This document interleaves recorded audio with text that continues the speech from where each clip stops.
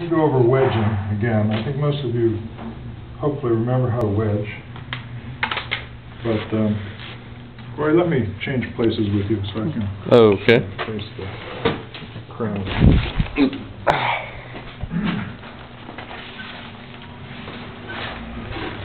Okay, what you're going to do is you want to just kind of push down on the clay without really stretching the clay too much. You just want to kind of get into a rocking rhythm here. Push down on the clay, deform the clay, and then when you lift it up, you expose this edge right here. And then you're going to go back down on that edge. It's about a third of a turn. So we need to do this with this clay before we... Yes, you need to wedge this clay for a couple of reasons. It will align the particles, and if you have some real wet and dry spots, this is going to homogenize the clay. Also, working it with the... where's my stick? Oh, thanks. Also, you know, if you find that the clay has some hard spots in it, you know, just kind of working it, mechanically working it with the stick, really, you know, takes those hard spots out. Just work it, turn it 90 degrees, and then work it again. This clay is actually pretty good, pretty homogeneous. So, it's just wet, but this is working the water right out. So then we're doing a spiral wedge. So push down, lift up, turn it slightly, push down, turn it slightly. Okay, you should be able to get to where you can do this pretty quickly.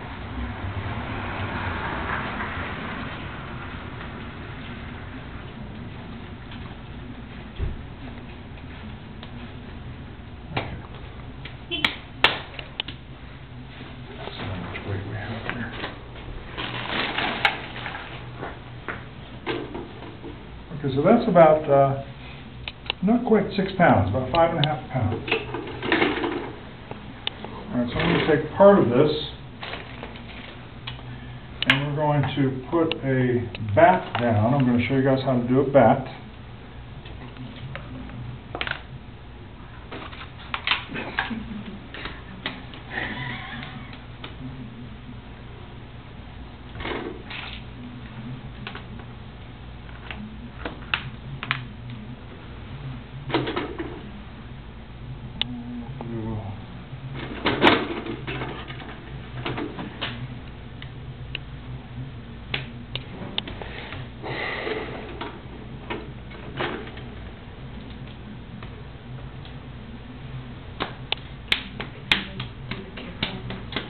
I'm going to throw a cylinder and a bowl shape.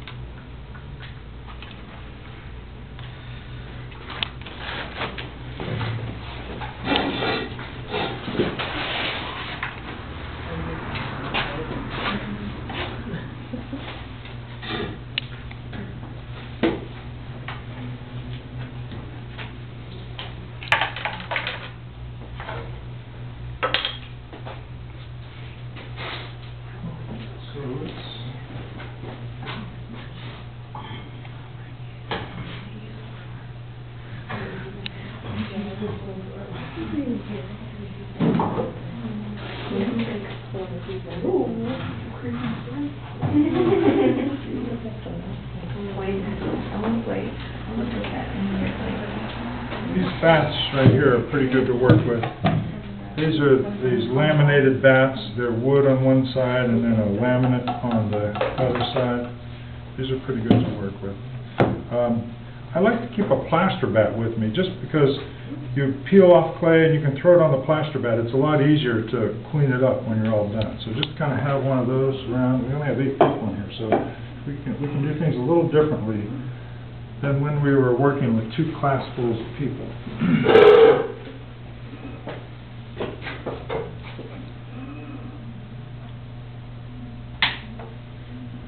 Okay, now to fix the bat, we're going to make like a biscuit of clay here. More like a tortilla.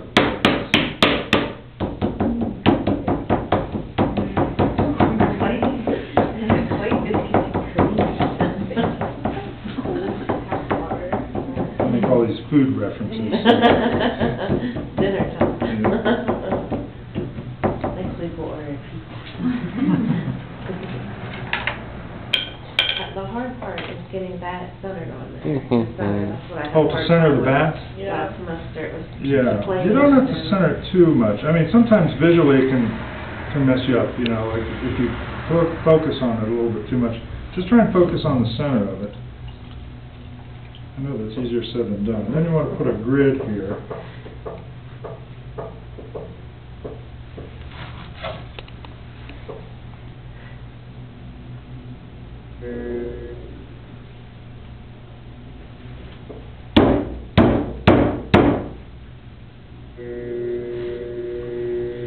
Now, more than centered, you want it to be level.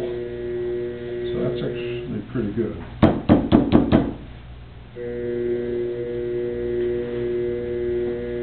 So you can see it's a little out of round, but I think the thing is not round. It's not real round when they cut it.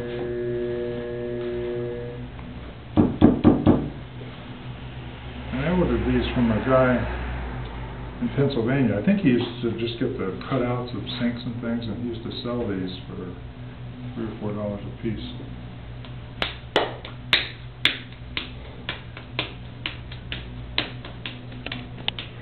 Okay, so this is what I'm just gonna go through the demonstration that you can watch.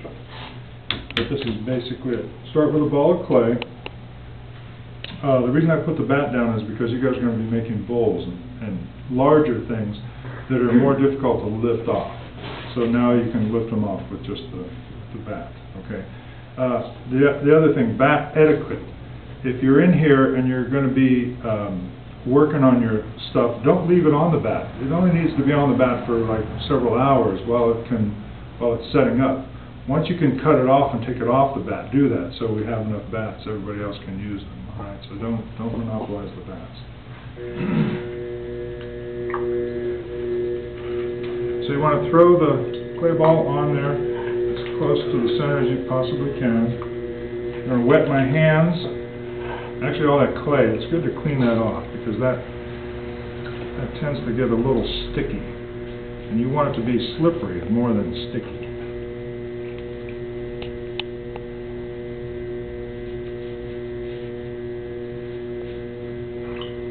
Okay, you got your hands with the clay. First move, I'm going to push the mass of the clay toward the center. Push that, relax, and pull away. So you guys that are just coming back to it, use some soft clay first, and to where you start to respond to the pressures. Then you can start to use some of the harder clay, or even let the clay dry out to the likeness of the clay that you like. And I'm going to press down on it. It's real important that you relax.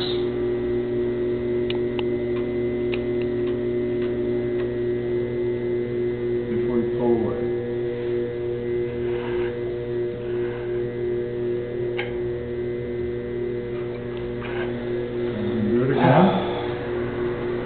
Push up, let the mass of the clay go toward the center. Push down. This part of my hand's going all the way down to the wheel head. Relax, and then pull away. I want to flatten this top a little bit. Just real light pressure. And anytime you make it change shape, relax and then pull away. Don't push real hard and then pull away fast because you're going to knock it off center again.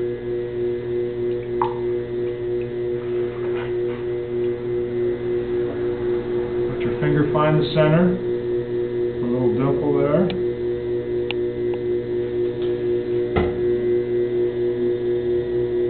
We're going to go straight down. Concentrate. Go straight down.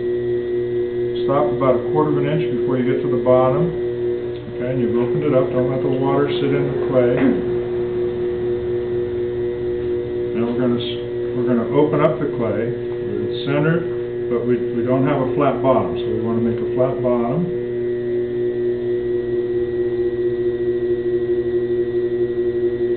Now, we're opening up by pulling toward me. I'm using this hand toward me. I'm not doing this. I'm not two things like that. I'm not working out here. You want to be working at about 4 or 5 o'clock. If this is 12 o'clock, about 4 or 5 o'clock.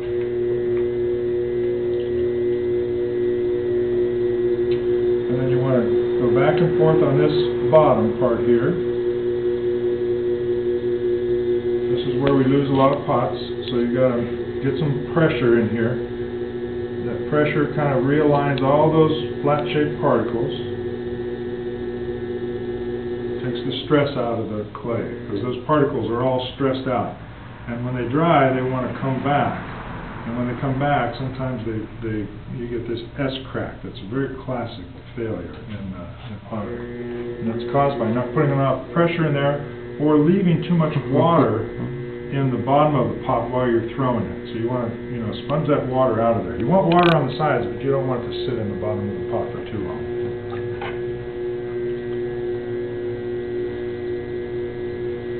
Okay, so this first move is a claw move. Now don't get too attached to this move. This is just the first move. I see some people, they don't go beyond this.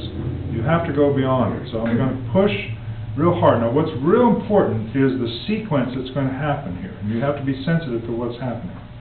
You're going to squeeze the clay at the bottom. Once the clay starts to move, then you can move.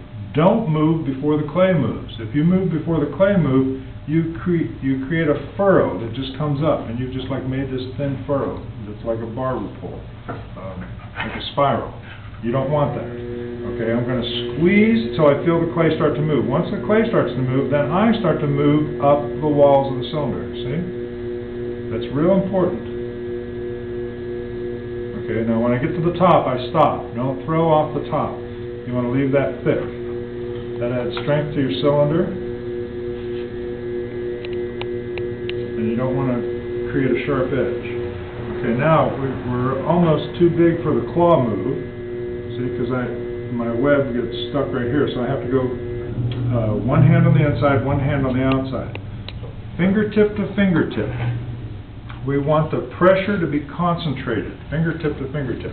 We don't want the surface that's making contact with the clay to be too wide, because then we have to exert too much pressure. And by going fingertip to fingertip, the clay sees a lot of pressure, but you're not exerting a lot of pressure. And it's the same thing. You have to be sensitive to feeling the clay start to move. It's got an energy. And once you feel that energy start to move up, just slightly, you lighten up your pressure. You don't want to keep going, because if you go fingertip to fingertip, you got a donut of clay that comes right off in your hand. Okay, so you want to push hard enough to where you feel the clay start to move. Then you just want to follow that energy right up the wall of the pot. Okay, so to do this, we have to wet the inside and the outside. Push fingertip to fingertip. Once you feel the clay start to move, then you just kind of follow that energy right up the top.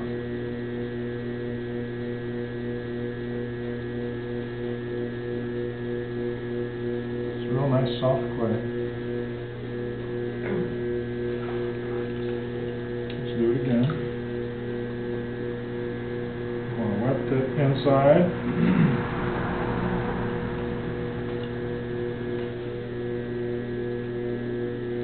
With the outside.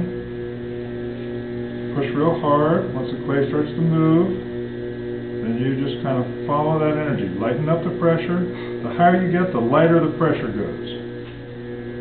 You're just kind of forming it up here. You're just kind of making whatever you do is going to manifest itself in the pot.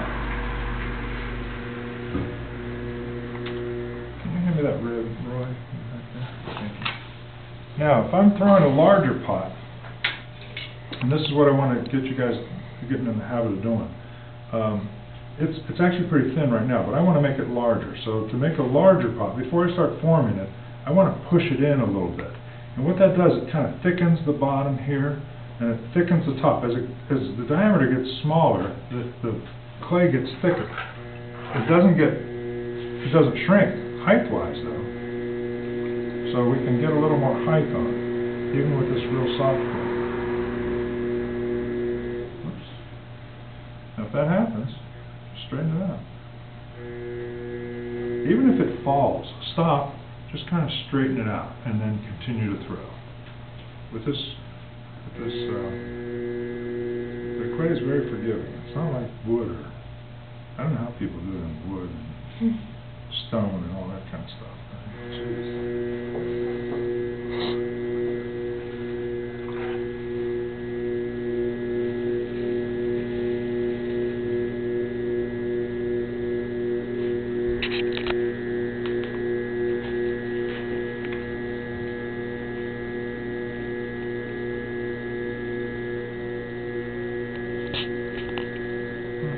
You see, I was able to get a little more height out of it by doing that. So, this will be your assignment every week. About at least three cylinders, and we'll start. This is not 3 pounds. This is about 2 pounds. But start with 2 and 3 pounds, and just throw it as high as you can. Put it aside. You don't have to trim it. I just want to see where you are, okay? And then we'll evaluate it each week. We can look, and I can tell by the throwing rings where you are. And we can maybe talk you through some of the pitfalls. Now, since this clay is real soft, this would be real difficult to take off of here. So the nice thing is we can just kind of cut it a little bit.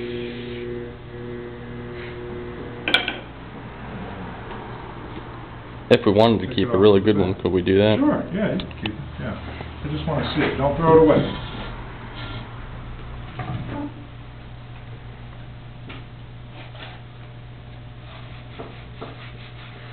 Another bat etiquette, clean up after yourself so we don't have to do this when you start. So when you're done, when you take the pot off, take a wooden knife and just kind of scrape all the stuff off. Because this hard stuff can get trapped into the throwing clay and make life miserable.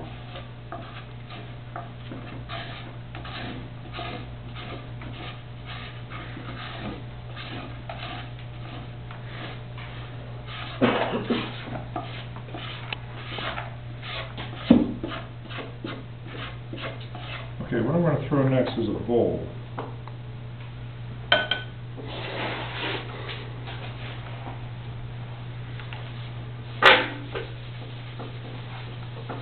The other thing about cleaning this off is you don't want a lot of water on these kind of bats. You don't want water on them.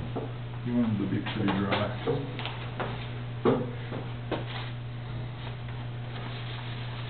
So the clay really sticks to them.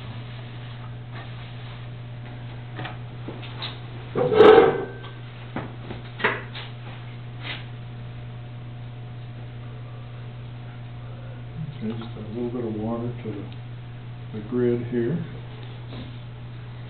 When you flatten that grid, it creates like a suction that really holds that bat on there.